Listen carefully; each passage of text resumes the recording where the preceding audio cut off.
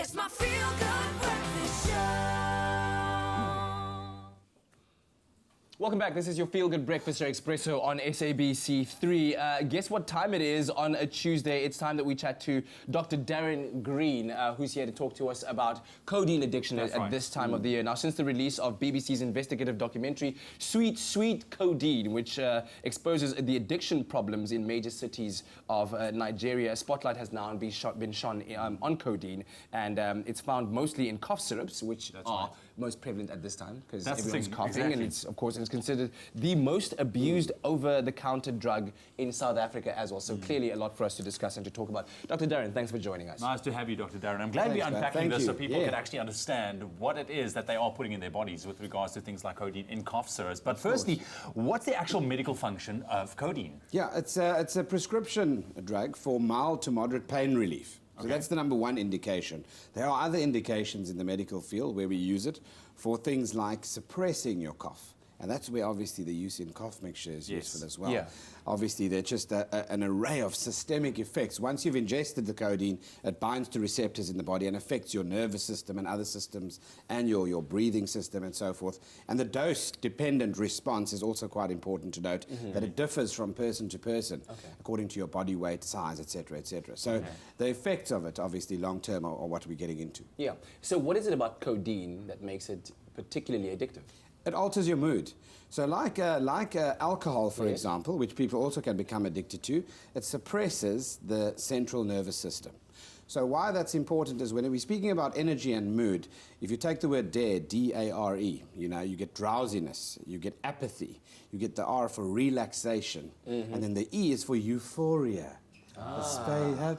So that's what happens. So people that are anxious, people that are looking for a crutch, people that are at the end that want a time to chill out or whatever, become unawareingly addicted because of the effects of it helping them cope with certain strategy or certain things in life. Instead of developing healthy strategies, they then start using the medication because they feel slightly better on it, more chilled out, less stressed.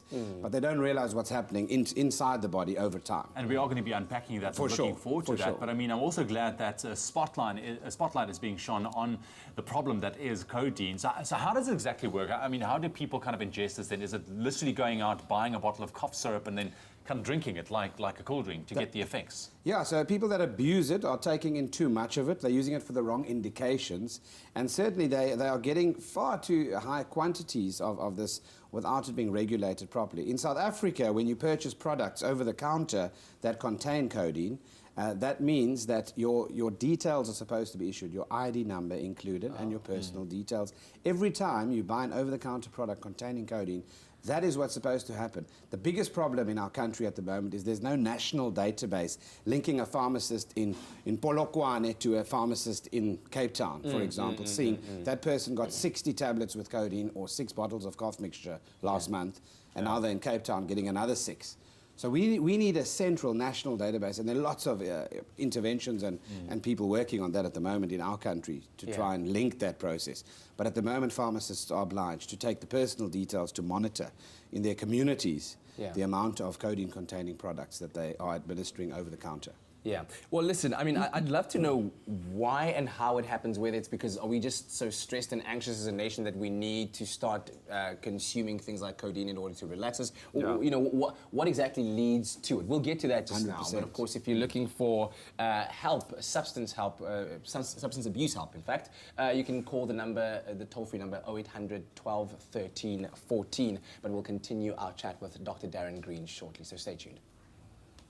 It's my feel-good breakfast show. We're back again with Dr. Darren Green, and our discussion in our Medical Tuesday chat today is all about codeine addiction, especially at this time of the year. So we found out more or less exactly what its function is in our bodies and why people get addicted to codeine, but we haven't really touched on the dangers of being addicted to codeine. Let's unpack those, Dr. Green. So it belongs to the group of painkillers, and a strong group called the opiates. And that includes things like morphine. It includes things like oxycodone that Dr. House was addicted to for his pain control of his limb, for example. Oxycontin. And then obviously we speak about codeine itself. Now, because it's not regarded as being as serious and people have access to it by buying it in certain quantities over the counter, people aren't aware of it belonging to that family. So they then use copious amounts of it. So the dangers involve, obviously, its suppression of the nervous system, which put you into, obviously, a state of apathy, into a state of a relaxed mood. You can look, obviously, at inconsistency of coordination and gait. In other words, your walking can be affected. Your speaking, people that are addicted are often slurring because of the effects of it suppressing your nervous system. And then it can even suppress things like your lungs, breathing. So someone that comes in, for example, with a codeine overdose, we have to put on a ventilator to help them breathe because their natural breathing center in the brain stem is suppressed.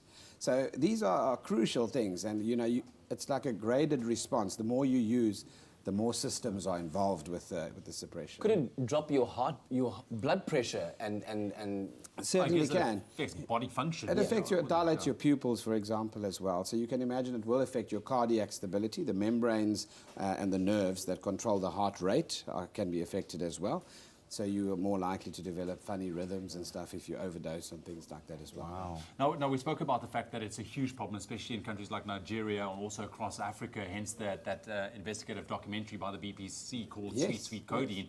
But a lot of young people deem it cool. And that's what it's coming to, and why this is such a big problem. Even youngsters referencing it in their songs and making sure that... The pop culture, correct. That's the thing. Music, that's the pop thing. culture. And the issue is, obviously, they think it's cool to chill out, and they act differently when they're under the influence of codeine. So typically, in people that are a little bit anxious socially, people that are a little bit stressed about peer pressure, fitting in, about getting into a circle and being accepted from peer pressure, they use it because they want to appear as being relaxed. It helps them socialize a bit easier if they are anxious personalities. But not only that, sometimes just in the pop culture, mixing it with alcohol is a very big problem because alcohol suppresses the nervous system and so does codeine. So you have a double whammy down right there. So all you're doing is numbing pain for a temporary period of time until the meds wear off. And bang, you're back in your reality again within a few hours.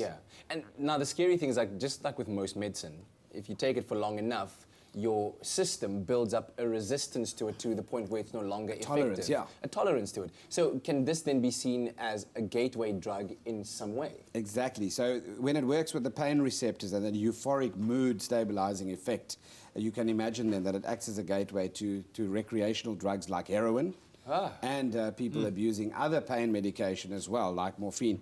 Often with these opiates, you start off needing a small amount to feel a difference in your pain. Before you know it, because of the amount that you're using, your receptors are not upregulated. They get used to that dosage, and you need more for the same effect. And then you up and up and up, and then you think, oh no, but I'm not having any effect anymore after using it for a continuous amount of time. I need a different drug. And that's where the gateways then open to other substances. That's scary, a very scary reality. Eh? Very, very scary indeed. We're going to continue talking to Dr. Darren Green about the codeine, the effects thereof, the dangers thereof as well. But if you, or maybe you know someone that are suffering from substance abuse, you can call the substance abuse hotline 0800 12 13 14 and get much needed help. It's my feel-good breakfast show. Welcome back. You tune into your Feel Good Breakfast Show Expresso right here on SABC3, unpacking codeine and what it means, and codeine addiction, a big problem across Africa. And we have Dr. Darren Green in studio to unpack it for us a little bit. Dr. Darren, thank you once again for joining us this morning. So we've unpacked codeine. We know what it does, suppresses the receptors, feelings of euphoria. There's so much, but it's bad for you in the long run.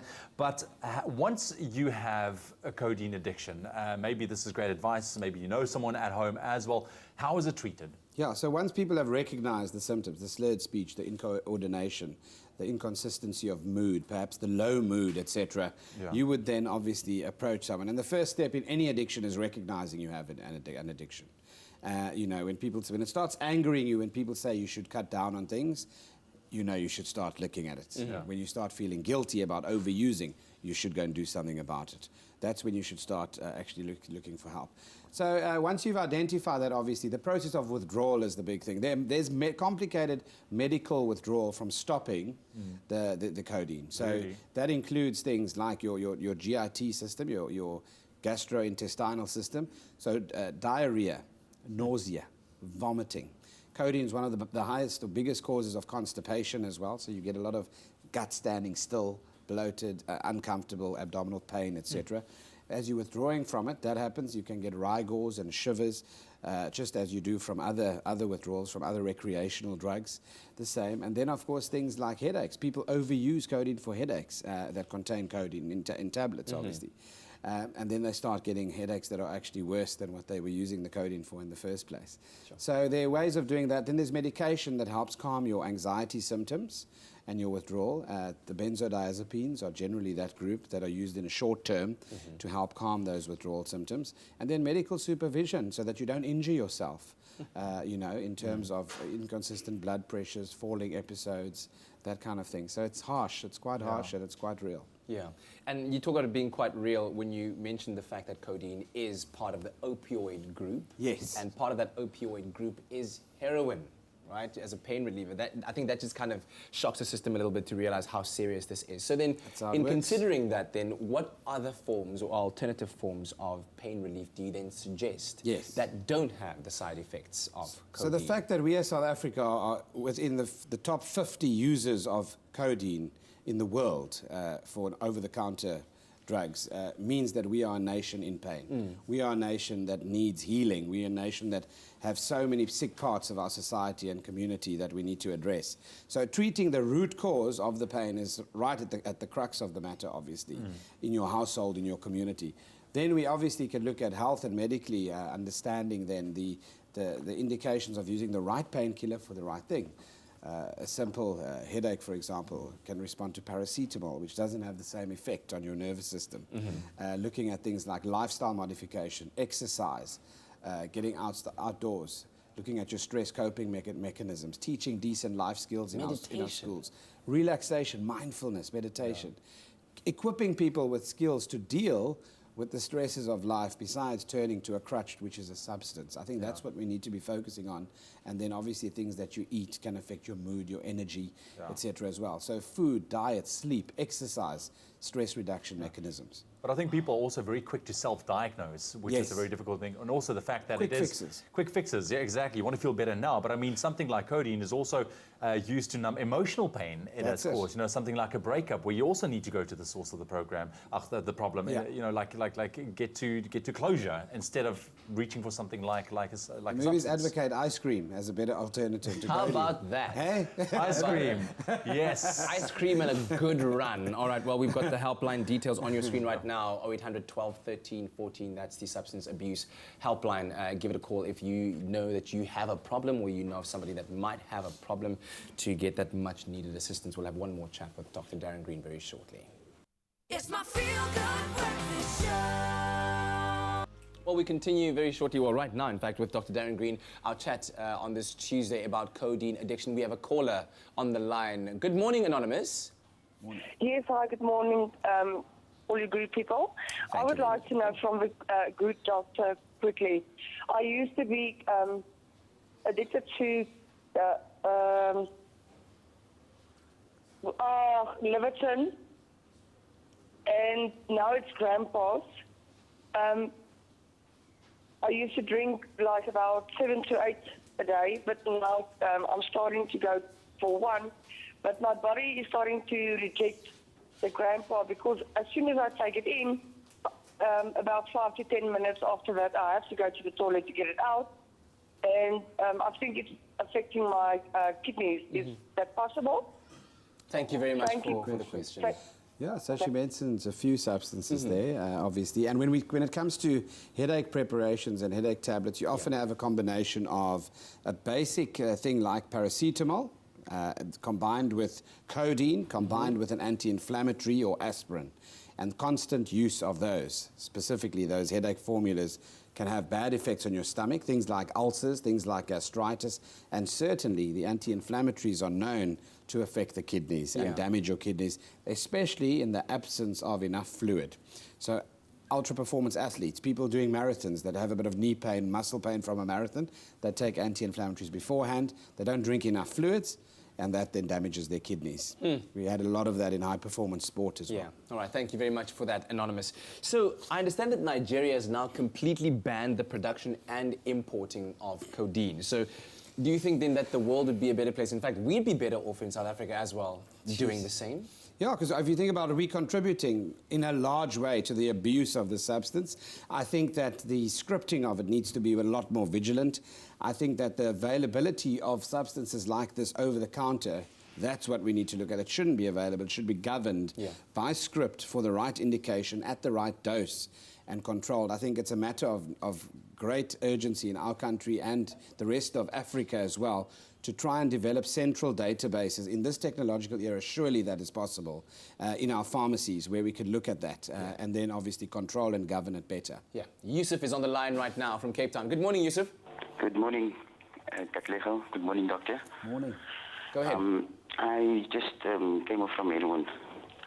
I was addicted to heroin, and I've been using the Subutex, and I'd just like to know that the meds that I'm using now, how can I conquer or replace codeine? It's like a craving that you get for it, kind of a thing. And it's early days for me now. It's like just 7 days in my recovery. Yeah. And I would like to know, how do I conquer the feelings that I have now for a certain craving that I have for this drug? I'm sure Dr. Darren would know what I'm speaking about. Yeah. All right. Thanks so much for sharing with us there, Yusuf. Also remember that line, the toll-free line 0800 12 13 14. The substance abuse line is available for you. But I guess it's about all those other alternative methods that we were talking about earlier on of getting around this addiction problem. That too, especially in the acute phase. He's in the first week and bold to expose what he's going through. Yes. Thank you. And for anyone else out there, I think the first thing is you need to have contact with someone about your symptoms that can help you medically with medical medication for the anxiety, the jitters, the nerves, the insomnia, for example, that goes with it. Those cravings that he speaks about drives people to crime to get things. And we need to help them control it medically as well. The non-medical ways would be looking at the infrastructure, the support, looking at the area where someone in this phase of rehab is being housed. Yes. So that you know they don't have access to it. We need people around them. They need observation. They need vigilant support structures around them. Yeah. And they need to make it through, obviously, the first few weeks. That's the first point. And then we look at a month. And you take it a month and a step at a time with the other lifestyle interventions that I've spoken about. But often with complicated withdrawal, you have to have a medical practitioner involved because of the medications you need. Yeah, and I guess finally also just a message to all the parents for them to be careful the kind of medication you are giving to your children and to read the label and to find out if there's codeine in there 100%. and how much of it they're consuming every single day. But thank you very much. Thank you. Dr. Green, always appreciate it. We'll see you again next week. Stay tuned to your Feel Good Breakfast Show. There's still lots more to come.